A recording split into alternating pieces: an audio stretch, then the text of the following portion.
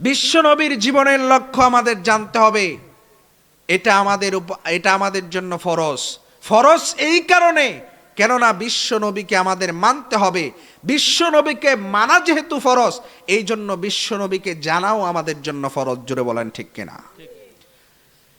বিশ্ববিখ্যাত একটা কায়দা আছে আরবিতে, সেই কায়দাটা হচ্ছে মুকদ্দামাতুল ফরদি ফরদুন, মুকদ্দামাতিল হারামি হারামুন। যেই কাজটা ফরজ হয় সেই কাজের ভূমিকাও হবে ফরজ। মুকদ্দামাতিল হারামি হারামুন, যেই কাজটা হারাম হয় তার ভূমিকাও হবে হারাম। উদাহরণ দিলে আপনারা বুঝতে পারবেন।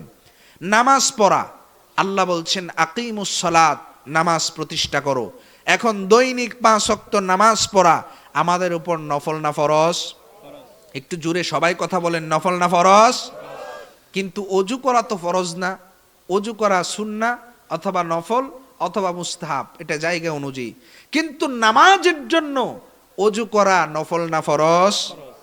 জোরে বলতে হবে, নামাজের জন্য অজু করা নফল না ফরজ? অজু ছাড়া কি নামাজ হবে? বলেন, কথা বলেন, অজু ছাড়া নামাজ হবে? হবে না। তাহলে নামাজের জন্য অজু করা ফরজ, কেননা নামাজের ভূমিকা হলো অজু। অজু